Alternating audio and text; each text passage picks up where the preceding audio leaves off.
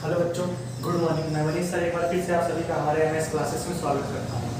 हमने कई दिनों से कंटिन्यू लगातार हम टेंस की बात कर रहे हैं और टेंस पढ़ भी रहे हैं। बहुत सारे बच्चे अच्छे से पढ़ रहे हैं, रिप्लाई भी बहुत अच्छा दे रहे हैं। मैं उम्मीद करता हूँ कि सभी बच्चे जो पढ़ रहे हैं वो बहुत ही अच्छा और आगे चल के भविष्य में बहुत ही तरक्की करेंगे। तो हम बातें कर रहे थे टेंस कुछ चीज़ें सीखे और समझे। आज हम कुछ आपसे शेयर करना चाहते हैं। मैं चाहता हूं कि मैं आपको एक छोटी सी कहानी, बहुत इंप्रेसिव और बहुत अच्छी स्टोरी है, छोटी सी है लेकिन बहुत ही इंपॉर्टेंट स्टोरी है, मैं आपसे सोच रहा हूं कि बताने के लिए। तो देखो स्टोरी क्या है। आप सभी बच्चों ने एपीजे अब्दुल कलाम के बारे में नाम तो सुना ही होगा। एपीजे अब्दुल कलाम बहुत ही अच्छे और एक नेक इंसान थे। आज हम उनके बारे में बात करेंगे, थोड़ा सा उनके बचपन की एक कहानी के बारे में। उन्होंने किस प्रकार से संघर्ष किया, किस प्रकार से पढ़ाई को रियलाइज किया। जैसे आज हम लोग बोलते हैं ना कि पढ़ना होगा, मम्मी बोलेंगी, पापा बोलेंगे कि बेटा पढ़ लो, पापा सुबह पढ़ लूंगा, पापा कल पढ़ लूंगा, पापा परसों पढ़ लूंगा। तो ऐसे करते हैं ना। तो ऐसे ही एक छोटी सी कहानी, इंप्रेसिव कहानी है जो एपीजे अब्दुल कलाम के बारे में है। एपीजे अब्दुल कलाम जब छोटे थे, कक्षा 10 में पढ़ते थे, तो वह रामनाथपुरम में एक स्कूल थी, स्वर्ड हायर सेकेंडरी स्कूल, जिसमें वह कक्षा 10 की पढ़ाई करते थे। एक दिन वह अपने कॉलेज की ओर गए और गलती से, यानी ऐसे ही गलती से, शायद बाय मिस्टेक, वह किसी दूसरे क्लास में घुस गए। यानी अपने क्लास में न जाकर किसी दूसरी क्लास में घुस गए और दूसरी क्लास में घुसे। उसमें मैथ की क्लास चल रही थी, एक टीचर पढ़ा रहे थे। उनको इधर बुलाया और उनसे कहते क्या है, बेटा तुम कौन सी क्लास में हो और यहाँ क्या कर रहे हो, तुम तो मेरी क्लास के लड़के लगते नहीं हो। तो एपीजे अब्दुल कलाम ने जवाब दिया, सर मैं बाय मिस्टेक, यानी गलती से क्या है कि मैं इस क्लास में आ गया। तो उन्होंने, यानी वो जो टीचर थे, उन्होंने उस बच्चे से एक सवाल पूछा, बेटा ये क्या पढ़ाया जा रहा है, बेटा ये क्या पढ़ाया जा रहा है, बताओ। तो बच्चे ने जवाब नहीं दिया। तो उस टीचर ने उस बच्चे को 2 चमाट लगाया। 2 चमाट लगा के पता क्या कहा कि जब तुम्हें यही नहीं पता है कि तुम्हारा क्लास कौन सा है, तुम्हें मैथ्स की सवाल नहीं आती, तो मैथ्स की क्लास में घुसे कैसे। जब तुम्हें यही नहीं पता है कि तुम मैथ्स की क्लास में, यानी जब तुम्हें यही नहीं पता है, मैथ्स नहीं आती, तो मैथ की क्लास में घुसे कैसे। यह बात एपीजे अब्दुल कलाम के दिल में लग गई और उन्होंने फिर उसी साल इतना जम के पढ़ाई किया कि उसी साल हाई स्कूल में उन्होंने मैथ्स में टॉप किया और उन्हें स्कूल की तरफ से अवार्ड भी मिला बाबू। और जिस टीचर ने उन्हें थप्पड़ मारा था वो सोचता रह गया कि कैसे हुआ। तो कहते हैं ना बाबू कि अगर तुम्हें सूरज की तरह चमकना है तो पहले सूरज की तरह जलना होगा। यानी सूरज की तरह अगर हमें चमकना है, सूर्य की तरह अगर हमें चमकना है, तो पहले सूर्य की तरह जलना होगा। फिर उन्होंने कक्षा 10 में हाई स्कूल में मैथ्स टॉप किया। फिर उन्होंने यानी अपनी पढ़ाई पूरा किया, हाई स्कूल इंटर किया। फिर उन्होंने मद्रास के एक एमआईटी कॉलेज में एडमिशन लिया। वहाँ भी एक छोटी सी कहानी थी। मद्रास की एमआईटी कॉलेज में उन्होंने एडमिशन लिया और एडमिशन लेने के बाद उन्हें क्या है कि एक जहाज, यानी उनके जो मास्टर साहब थे, उन्हें एक जहाज बनाने का, मतलब एक छोटा सा आर्टिकल देते हैं कि आपको जहाज पे एक डिजाइन बना के लाना है। वह गए, फटाक से 1-2 दिन में जहाज पे डिजाइन बना के ले आए और मास्टर साहब के सामने पेश कर दिया। जैसे ही पेश किया, उनके टीचर ने पता है क्या कहा, ये बिल्कुल पसंद नहीं आया उनको, बिल्कुल जरा सा भी पसंद नहीं आया। उन्होंने उनको डांट लगाया और कहा तुम ऐसे पढ़ाई करोगे, तुम ऐसे पढ़ाई करके इतने बड़े मिसाइल मैन बन सकते हो। उन्हें थोड़ा सा अफसोस लगा। कहा अगर ये डिजाइन अगर अच्छी नहीं हुई तो आपकी स्कॉलरशिप छिन जाएगी। एक तो एपीजे अब्दुल कलाम पहले से गरीब घर के थे। अब क्या हुआ, उनको बड़ी टेंशन हो गई कि भाई मेरा स्कॉलरशिप छिन जाएगा। फिर उन्होंने क्या किया, टीचर से कहा सर मुझे 1 महीने का टाइम दे दीजिए, मैं बहुत अच्छे से क्या करूंगा, यह चीज बना के ले आऊंगा और आपको दिखाऊंगा। फिर क्या हुआ, टीचर ने कहा ना बिल्कुल नहीं, सिर्फ तुम्हें 3 दिन का टाइम मिलेगा। 3 दिन में अगर बना सकते हो तो बना लो, नहीं तो तुम्हारी स्कॉलरशिप छिन जाएगी। अब उनका जो माथा था वो पूरा खराब हो चुका था। एपीजे अब्दुल कलाम का माथा, जो माइंड था, वो पूरा खराब हो चुका था। उन्होंने 3 दिन कंटिन्यू 3 दिन जागे, यानी पूरी रातों दिन खाना पीना निद्रा सब छोड़ के वो सिर्फ डिजाइन बनाने लग गए। और डिजाइन जब 3 दिन बाद तैयार हुई, ले आए टीचर के सामने, तो टीचर ने देखा, उनको बहुत बड़ी शाबाशी दी। तो उनको वहाँ से एक सीख मिलती है, यानी वहाँ से हमें ये सीखने को मिलता है बच्चे कि अगर जो क्या कहते हैं कि नींद और निंदा पर जो विजय प्राप्त कर लेता है ना, उसे आगे बढ़ने से कोई नहीं रोक सकता है। यानी नींद और निंद्रा पर जो विजय प्राप्त कर लेता है, उससे आगे बढ़ने से कोई नहीं रोक सकता। इसी प्रकार से हमें शिक्षा शिक्षा मिलती है इस कहानी से। छोटी सी कहानी थी, इंप्रेसिव थी, और आगे भी है, हम ज्यादा टाइम नहीं लेंगे, कि हमें क्या है, जिन चीजों को नहीं आता हम अपने आप को जो चीज कमेंट करते हैं उसे पूरा करके दिखाना। जैसे कुछ बच्चे होते हैं कि मैं सुबह पढ़ लूंगा, आज मन नहीं है कल पढ़ूंगा, तो ऐसा करते करते वह अपने आप को एक धोखा दे रहे हैं, किसी और को नहीं, स्वयं को धोखा दे रहे हैं। अगर मैंने यह अपने आप को नोटिस किया है, कहा है कि मैं कल यह चीज करूंगा तो करूंगा, किसी भी कीमत पे आपको करना है। अगर आपने निर्णय लिया कि मैं शाम को मैच लगाऊंगा तो शाम को लगाना है, चाहे जैसे अगर आपने अपने किए हुए वादे को पूरा करते हो तभी तो आपके साथ जो वादा किया है वह भी तो पूरा कर सकता है। जब आप खुद के वादे को नहीं पूरा कर सकते हो तो दूसरा कैसे आपके वादा को पूरा करेगा। तो वही कहते हैं बाबू, जो नींद और निद्रा पे विजय प्राप्त कर लेता है उसे कोई नहीं रोक सकता। तो आइए अब हम बात करते हैं अपने टॉपिक की ओर। तो टॉपिक ये था कि हम बात कर रहे थे टेंस। टेंस में हमने पढ़ा पास्ट कंटीन्यूअस टेंस पढ़ लिए। पास्ट के बाद अब आपका आता है past perfect tense. Past perfect tense जो बहुत ही इंपॉर्टेंट है, और भाई बड़े ध्यान से देखना समझना तभी वह टॉपिक समझ में आएगा, अन्यथा समझ में नहीं आएगा। तो हमारा जो टॉपिक है, कह रहे हैं कि पास्ट, क्या है बाबू, past perfect, PERFECT, past perfect tense है। कह रहे जो हमारा टॉपिक है पास्ट परफेक्ट टेंस है। और पास्ट परफेक्ट टेंस में आप जानते ही हो कि इसमें दो कार्य होता है। इसमें क्या होता है, दो कार्य होता है, यानी जो कार्य है वह दो प्रकार से होता है। कि इसमें एक चीज और है, बहुत इंपॉर्टेंट चीज, क्या होता है बाबू, पहले और बिफोर। अब पहले और बिफोर वाले में ही बहुत सारे बच्चे जो है कंफ्यूजन हो जाते हैं, यानी वो गलतियां कर बैठते हैं कि भाई कौन सा सेंटेंस हमें पहले बनाना है और कौन सा बाद में बनाना है, वह यही गलती कर बैठते हैं। तो आइए देखते हैं। सबसे पहले हम इस सेंटेंस की क्या देखते हैं, पहचान। तो कह रहा है सबसे पहले हम सेंटेंस की क्या देखते हैं, पहचान। सेंटेंस को कैसे पहचानते हैं, हम सबसे पहले सेंटेंस की पहचान देखते हैं।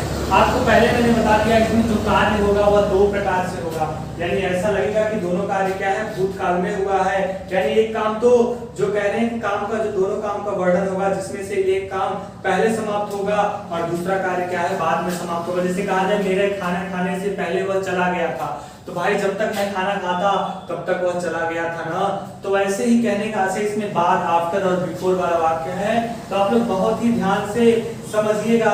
तो हम सबसे पहले इसमें क्या करते हैं, आपको पहचान बताते हैं। तो पहचान कह रहा है जिस, कह रहा है बाबू, जिस हिंदी वाक्य के अंत में, जिस हिंदी वाक्य के अंत में, कह रहा है जिस हिंदी वाक्य के अंत में कह रहा है कि चुका था, क्या था, चुका था, कमा चुकी थी, कमा चुकी थी, कमा चुके थे, कमा या था, कमा ई थी, कमा एक। जिस वाक्य में यह शब्द आ जाए, कह रहा है कि यदि हिंदी वाक्य के अंत में चुका था, चुकी थी, चुके थे, या था, या थी, ये थे, आदि शब्द आए हो बाबू, आदि शब्द आए हो, तो वह कौन सा टेंस कहलाएगा, पास्ट परफेक्ट टेंस। समझिएगा, बहुत इंपॉर्टेंट है। कह रहे पास्ट परफेक्ट टेंस कहलाएगा। अब तो ये आपका क्या हो गया, पहचान हो गया। कह रहा है जिस हिंदी वाक्य के अंत में चुका था, चुकी थी, चुके थे, या शब्द ही शब्द आया हो, वह क्या कहलाएगा, पास्ट परफेक्ट टेंस। अब हम इंग्लिश की बात करते हैं कि इंग्लिश में हेल्पिंग वर्ब होता है, जो होता है हैड प्लस इसके साथ क्या लगेगा, मेन वर्ब की थर्ड फॉर्म। ये इंग्लिश में पहचान होती है कि हैड प्लस मेन वर्ब की थर्ड फॉर्म। आपसे कोई पूछे पास्ट परफेक्ट टेंस की सहायक क्रिया क्या होती है, तो क्या बताओगे, हैड प्लस मेन वर्ब की थर्ड फॉर्म। और अगर कोई पूछे आपसे हिंदी में पहचान क्या होती है, तो जिस हिंदी वाक्य के अंत में चुका था, चुकी थी, चुके थे शब्द आया है, वह क्या होगा बाबू, पास्ट परफेक्ट टेंस कहलाएगा। तो आइए, तो ये चीज हो गया। अब हम चलते हैं सबसे पहले अपने टॉपिक पे। पहला टॉपिक क्या है आपका, अफर्मेटिव। कह रहा है कि पहला टॉपिक आपका है अफर्मेटिव, तो बड़े ध्यान से समझिएगा और अफर्मेटिव सेंटेंस और लिखिएगा। और आप अपने साथ कॉपी तो लेके बैठे ही होंगे। जिन बच्चों को ट्रांसलेशन नहीं आता, वो बहुत ही इंपॉर्टेंट चीज है, क्योंकि ट्रांसलेशन ही सबसे इंपॉर्टेंट चीज है ग्रामर में। जब तक आपको ट्रांसलेशन नहीं आएगा, आपको चीजें समझ में नहीं आएगी। जब तक आप ट्रांसलेशन नहीं सीख पाओगे, तब तक वाक्य को पहचान नहीं सकते कि इस चीज का यूज है, कौन से टेंस का है, क्या है, कैसे है ना। तो सबसे पहले आप लोग ट्रांसलेशन सीखिए, उसके बाद जो करिएगा वो करिएगा। तो आइए हम बात करते हैं सबसे पहले पहले के लिए। पहले के लिए, यदि वाक्य में पहले आ जाए, पहले के लिए, जैसे कहा जाए मेरे खाना खाने से पहले वह जा चुका था, तो भाई हम पहले के लिए बात करते हैं। तो पहले के लिए जो स्ट्रक्चर होगा, सबसे पहले सब्जेक्ट होगा, सब्जेक्ट के बाद आप हेल्पिंग वर्ब लगाओगे, क्या, हैड प्लस मेन वर्ब की थर्ड फॉर्म प्लस ऑब्जेक्ट, और फिर उसके बाद आप क्या लगाओगे, बी फोर माने क्या होता है, पहले।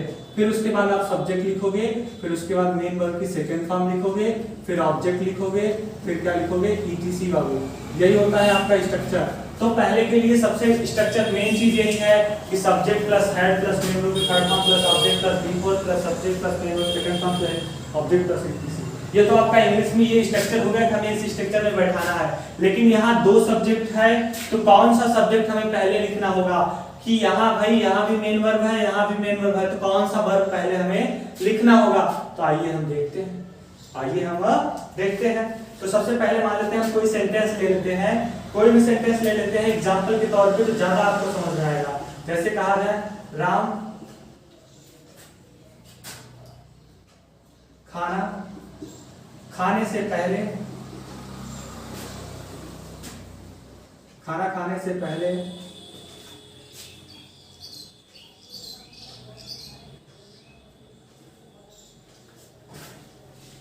तो दूसरा सेंटेंस लेते हैं, सॉरी, मेरे स्कूल पहुंचने से पहले, मेरे स्कूल पहुंचने से पहले राम घर जा चुका था। अब भाई यही सेंटेंस लिखा है कि मेरे स्कूल पहुंचने से पहले राम घर जा चुका था। अब देखो इस सेंटेंस में एक तो मेरे स्कूल पहुंचना है बाबू, और एक राम को घर जाना है, तो दो कार्य लिखा है। तो पहले सबसे पहले आपको ध्यान रखना है, अगर सिंपल ऐसे समझ में आ जाए तो ठीक है, नहीं तो मैं दूसरा तरीका बताता हूँ। पहले ये देखो दोनों में से कार्य पहले कौन सा हुआ है, तो पहले मेरा स्कूल पहुंचना है कि पहले राम को घर जाना है, राम को घर जाना है ना, क्या है, राम घर जा चुका था। या फिर ऐसे समझो, जब भी अगर कभी पहले हो, पहले, तो हमेशा इसके बाद वाले वाक्य को हम पहले बनाते हैं। क्या करेंगे, अगर सेंटेंस में आपका पहले लिखा है तो पहले के बाद वाले वाक्य को हम पहले बनाएंगे। किस स्ट्रक्चर में, ये स्ट्रक्चर जैसे लिखा है इसी स्ट्रक्चर में बनाना है, बस किस वाक्य को पहले बनाएंगे, तो अगर पहले सेंटेंस में लिखा है तो पहले के बाद वाले वाक्य को हम पहले बनाएंगे। तो राम घर जा चुका है तो क्या हो जाएगा, राम हैड, भाई सब्जेक्ट चाहिए, उसके बाद हैड हो गया। अब कौन सा काम हो रहा है, मेन वर्ब के थर्ड फॉर्म जाना, तो जाना क्या होता है, गो के साथ क्या लग जाएगा, गॉन। तो Ram had gone, Ram had gone, कहां जा चुका है, घर, हैड गॉन होम, ठीक है। अब इसके बाद आपको क्या लगाना है, B4 लगा दिए। अब B4 लगाने के बाद फिर सब्जेक्ट चाहिए, तो B4 लगाने के बाद अब स्टार्टिंग से मेरे स्कूल पहुंचने से पहले, तो मेरे का क्या हो जाएगा, आई, सब्जेक्ट हो गया, उसके बाद कह रहा है क्रिया की सेकंड फॉर्म, कौन सा काम हो रहा है, पहुंचना, पहुंचना क्या होता है, रीच, REACH, और इसमें क्या लग गया, ED, तो सेकंड फॉर्म हो गया, तो सब्जेक्ट और क्रिया की सेकंड फॉर्म, आई रीच्ड। अब कहां पहुंचना, स्कूल,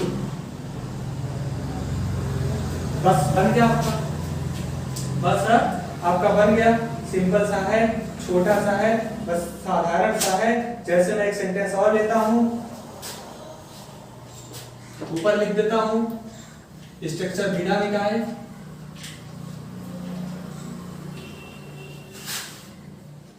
लिखा है पुलिस के आने से पहले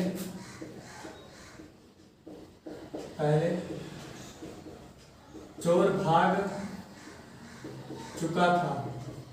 यही सेंटेंस लिखा है, पुलिस के आने से पहले चोर भाग चुका है। तो हम क्या कह रहे हैं बाबू, अगर पहले सेंटेंस में लिखा हो, इसके बाद वाले वाक्य को हम पहले बनाएंगे। तो क्या चोर भाग चुका था, तो द, अब चोर कहां वाला होता है, ठीक।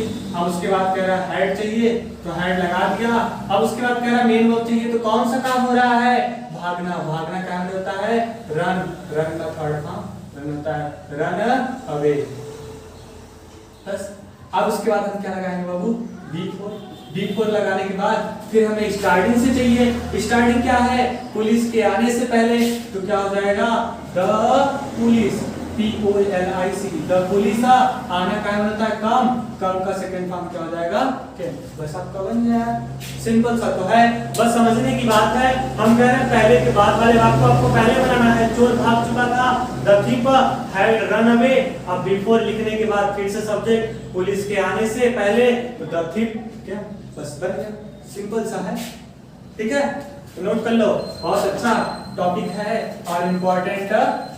अब हम बात करेंगे दूसरी टॉपिक,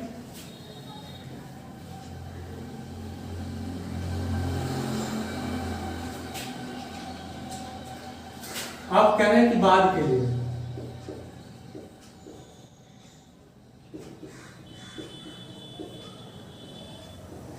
कह रहे हैं कि बाद के लिए। अब हम बाद के लिए प्रयोग करेंगे, तो बाद के लिए क्या होगा, सबसे पहले सब्जेक्ट होगा, फिर उसके बाद क्रिया की सेकेंड फॉर्म लगाएंगे प्लस ऑब्जेक्ट लगाएंगे, फिर उसके बाद भैया क्या करेंगे आफ्टर, फिर उसके बाद सब्जेक्ट लिखेंगे, फिर उसके बाद मेन हेड लगाएंगे, फिर मेन वर्ब की थर्ड फॉर्म लिखेंगे, फिर ऑब्जेक्ट लिखेंगे, फिर क्या लिखेंगे ETC फुल स्टॉप। बस, तो कहने का आशा है बिफोर था, तो देखो फर्क क्या है, बिफोर था तो यह चीज पहले था और ये वाला बाद में था। आफ्टर आ गया तो क्या हो गया, यह चीज बाद में हो गया, बाद वाला पहले आ गया। लेकिन सेंटेंस तो बनेगा उसी प्रकार से जैसे बनता था। अब जैसे कहा जाए डॉक्टर के आने के बाद, डॉक्टर के आने के बाद रोगी मर चुका था। अब कह रहे डॉक्टर के आने के बाद रोगी मर चुका था। देखो बाद कहाँ लिखा है, जय लिखा है ना।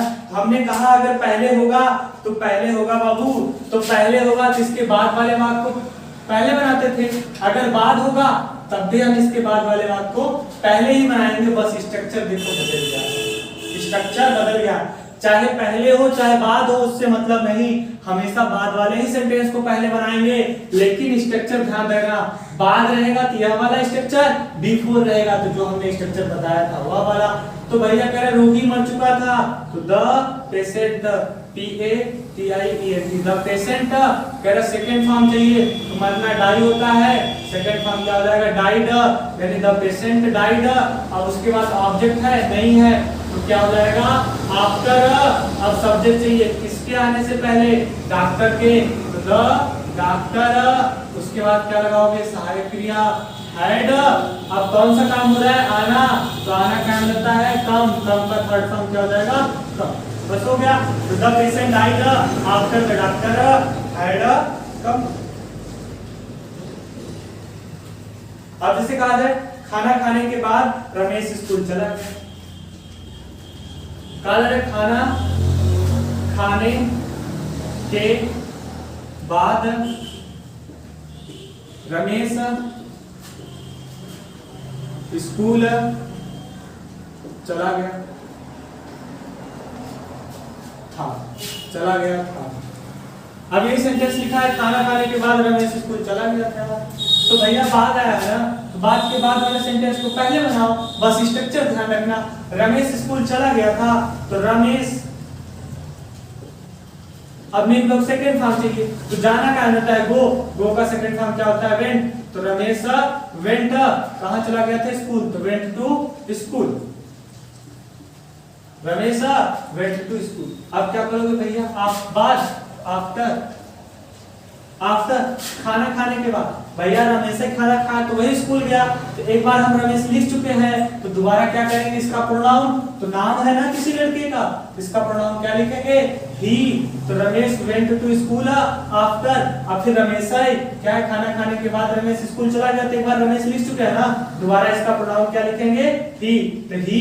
अब क्या हो जाएगा उसके बाद हैड, अब खाना खाना यानी टेकन, चाहे ईट लगाओ चाहे टेकन लगाओ, तो ईट लगाओगे तो ईटेन हो जाएगा, टेकन फूड हो गया, आपका बन गया। तो बात समझ में आई? हाँ बताओ भाई, यस या नो? Yes, good. तो ये था आपका आफ्टर और बिफोर का अफर्मेटिव का। बाकी जो बचता है निगेटिव और क्या है इंट्रोगेटिव, वो हम नेक्स्ट वीडियो में नेक्स्ट डे पढ़ेंगे। लेकिन इसको आप अच्छे से समझना, एक दो एग्जांपल की बात और हम कर लेते हैं तब ज्यादा समझ में आ जाएगा। एक आफ्टर और बिफोर दोनों साथ में लेके बनाते हैं। आप लोग अपना जो ये क्या कहते हैं कि स्ट्रक्चर है इसको खोल के कॉपी में बैठ जाइए, फिर हम आफ्टर और बिफोर दोनों साथ में बनाते हैं, फिर भी लाइएगा। अब जैसे कहते हैं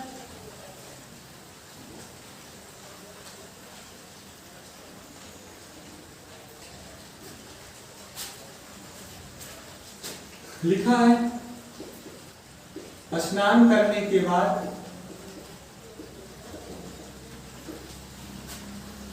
वह मंदिर गई थी। यही सेंटेंस लिखा है, स्नान करने के बाद वह मंदिर गई थी। अब लिखा है मोहन सोने से पहले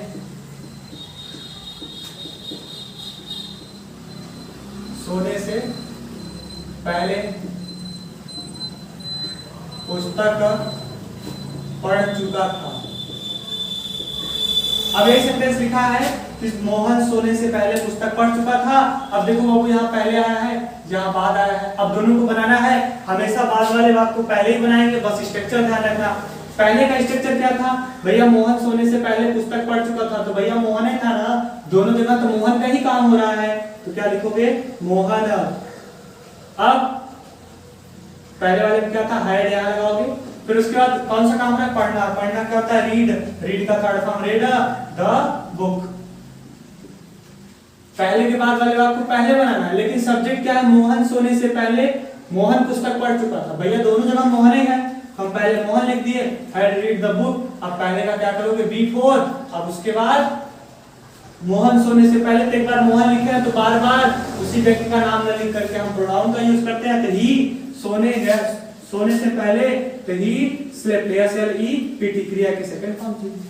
अब बाद है तो इसके बाद वाले वाक्य को पहले बनाओ, लेकिन क्या था स्ट्रक्चर वह बदल जाएगा। वह मंदिर गई तो लड़की है तो सी हैड, अब क्या हो जाएगा gone to temple, TEMPL temple after, स्नान करके आफ्टर। अब भैया क्या सी हैड बाथ थर्ड। तो बात समझ में आई ना? हाँ समझ में आई तो नोट कर लीजिए। और हमने जो आपसे कहा बाबू कहानी सुनाया वो तो बहुत ही अच्छी इंटरेस्टिंग थी, और ऐसे ही कहानी आपको सुनाते रहेंगे हर रोज। और हमारे वीडियो को आप लोग लाइक करो, शेयर करो, सब्सक्राइब करो, लोगों तक पहुंचाओ और बताओ कि क्लास चल रहा है। और ऑफलाइन भी क्लास चल रहा है सुबह 7 बजे।